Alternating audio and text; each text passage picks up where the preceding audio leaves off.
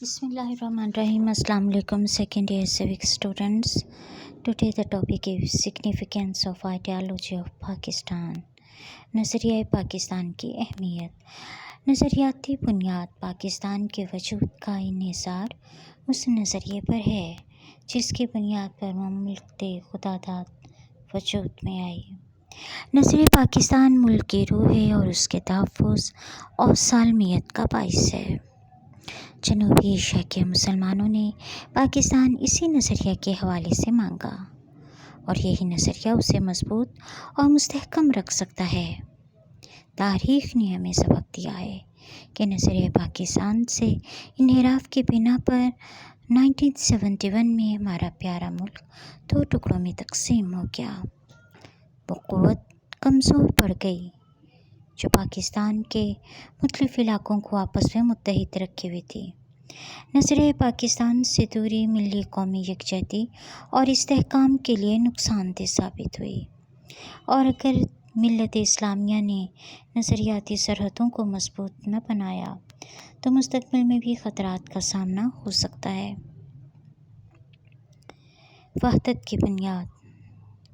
पाकिस्तान में कई ज़ुबानें बोलने वाले लोग रहते हैं. उनकी सक़ाफ़तें, रिवायात और नस्लें मुख्तलिफ हैं और रंगों में भी यकसानियत नहीं है. ऐसे में वो वाहिद क़ुव्वत जो तमाम पाकिस्तानियों को मिल्लत वाहिद में डाले हुए है उनके दरमियान मजबूत बंधन का बाइस है. दीन इस्लाम है. मुसलमान का भाई है और पाकिस्तानी अवाम दूसरी पहचान को एक तरफ रखते हुए अपनी पहचान अपने मज़हब के हवाले से कराते हैं.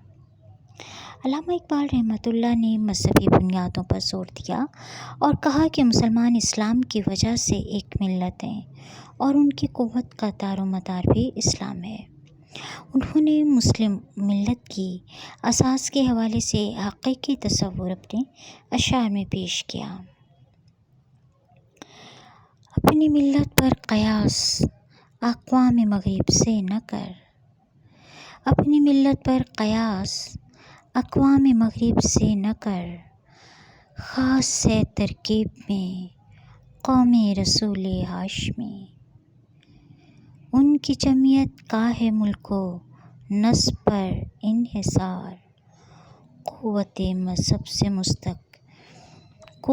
मज़हब से मुस्तहकम है जमीयत तेरी. हिंदुओं और अंग्रेज़ हुकूमत की मुश्तरका क़ुव्वत.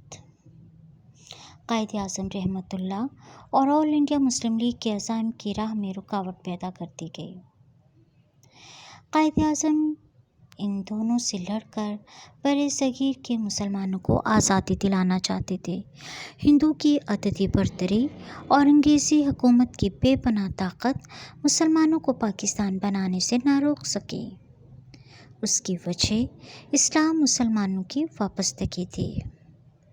कायद-ए-आज़म रहमतुल्लाह इस्लाम की सरबुलंदी और मुसलमानों के तहफ़्फ़ुज़ के लिए मुसलसल कोशां रहे और मुखालफतों के पहाड़ भी उनका रास्ता ना रोक सके. कायद-ए-आज़म के अल्फाज आज भी पाकिस्तानी कौम के इरादों को मजबूत बनाने का बाइस बनते हैं जो आपने 1939 में आवाम से खिताब करते हुए फरमाए. हिंदुओं, तुम्हारी तादाद ज़्यादा हुआ करे, तुम तरक्की याफ्ता हो, तुम्हारी मईशत मुस्तहकम सही और तुम समझते हो कि सरों की गिनती से आखिरी फ़ैसले होते हैं. ये सब गलत है. मैं तुम्हें बता दूं कि हमारी रूह को तुम तबाह नहीं कर सकते. तुम उस तहज़ीब को मिटा नहीं सकते जो हमें वर्से में मिली है. हमारा ईमान ज़िंदा है और हमेशा ज़िंदा रहेगा. बेशक तुम हमें मग़लूब करो, हम पर सितम ढाओ और हमसे बदतरीन सलूक रवा रखो, लेकिन हमने पुख्ता फ़ैसला कर लिया है कि अगर मरना है तो लड़ते लड़ते मर जाएंगे. मुस्लिम कौम ने अपनी अजीम क़ाइद की सरबराही में अपने आप को एक मजबूत और भरपूर कौम साबित किया और मिली वहदत के ज़रिए मुसलमानों के जुदागाना कौमियत के तसव्वुर को कामयाब बनाया. ये तसव्वुर नज़रिया पाकिस्तान कहलाया. मिसाली रियासत. اسلامی اصولوں کی ترویج کے لیے مملکت خداداد پاکستان تخلیق کی گئی۔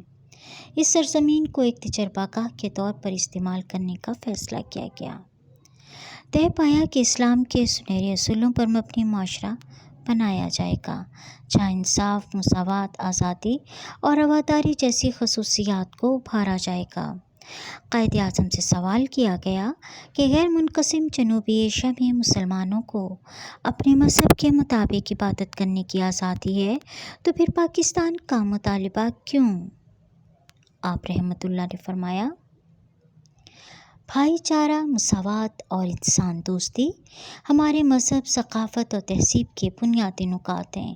چونکہ ہمیں بنیادی انسانی حقوق کی پامالی کا خدشہ تھا، اس لیے ہم نے پاکستان کی تخلیق کے لیے جدوجہد کی۔ قائد اعظم رحمۃ اللہ کی نظر میں پاکستان ایک ایسا ملک تھا جہاں حقوق، آزادیاں، انصاف اور رواداری کار فرما ہونا تھی۔ یوں پاکستان دوسرے ممالک اور معاشروں کے لیے ایک مثال بن سکتا تھا تاکہ وہ بھی اس کے نقش قدم پر چل کر خوشگوار اور فلاحی صورت اختیار کر سکتے۔ نظریہ پاکستان فلاحی اور مثالی ریاست کے قیام کو بنیاد سمجھا گیا۔ قومی استحکام۔ پاکستان قائم بھی اسلام کے نام پر ہوا اور اس کو مستحکم بھی اسلام کے نام پر ہی بنایا جا سکتا ہے۔ آج کی پاکستانی نسل نے نہ پاکستان تخلیق ہوتے دیکھا اور نہ اسے ان قربانیوں کا تجربہ ہوا جو اس سے پہلے والی نسل نے دے کر اس ملک کو نقشے پر جگہ دلانے میں کامیابی حاصل کی تھی۔ آج کی نسل کو نظریہ پاکستان اور قیام پاکستان کے اغراض و مقاصد سے پوری طرح آگاہ رکھنے کی ضرورت تھی۔ جذباتی وابستگی کا جاری رکھا جانا ضروری ہے اور لازم ہے کہ آج کے پاکستانیوں کو نظریہ پاکستان سے پوری طرح روشناس کرایا جائے، انہیں اس عظیم تحریک کی تفاصیل سے بھی آگاہ کیا جائے جو پاکستان کی تخلیق کے لیے جنوبی ایشیا میں چلائی گئیں۔ پاکستان کے عوام کو مضبوط اور متحد رکھنے کے لیے ضروری ہے کہ انہیں نظریہ پاکستان کی اہمیت اور اس کے پیشروؤں کی قربانیوں کا پوری طرح علم ہو۔ ملک بھر میں فرقہ وارانہ، لسانی، علاقائی اور صوبائی تعصبات کو پاکستان دشمن ہوا دے رہے ہیں۔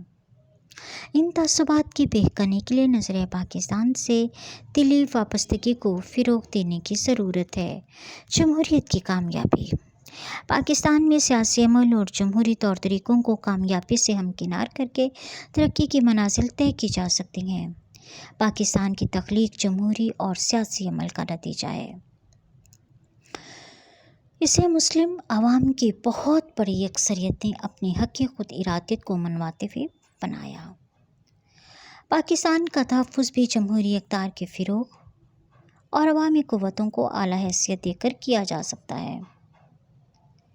اسلام اپنی روح میں ایک جمہوری نظام ہے۔ اس میں شورائے طریقے کو اپنایا جاتا ہے اور قانون کی حاکمیت کو یقینی بنایا جاتا ہے۔ اگر نظریہ پاکستان پر پوری طرح عمل کیا جائے تو ملک میں رواداری، انصاف اور جمہوریت کی جڑیں مضبوط ہو سکتی ہیں۔ نظریہ اسلام میں جمہوریت ایک اہم ستون کی حیثیت رکھتی ہے۔ پاکستان میں نظریاتی بنیادوں کی کمزوری کی ایک بڑی وجہ جمہوری قدروں کی پامالی ہے۔ قومی تعمیر نو کا انحصار ملی جذبوں کی آبیاری، جمہوریت کی کامیابی اور اسلام سے وابستگی پر ہے۔ اسلامی ریاست۔ قائد اعظم نے دو ٹوک فرما دیا تھا، پاکستان ایک مذہبی نہیں، اسلامی ریاست ہوگی۔ یہاں غیر مسلموں کو مسلمانوں کے مساوی درجہ ملے گا، وہ آزاد اور خود خوشگوار فضا میں سانس لے سکیں گے اور انہیں برابر حقوق حاصل ہو سکیں گے۔ ہمیں کوئی غلط فہمی نہیں ہونی چاہیے کہ پاکستان ایک تھیوکریٹک ریاست ہے۔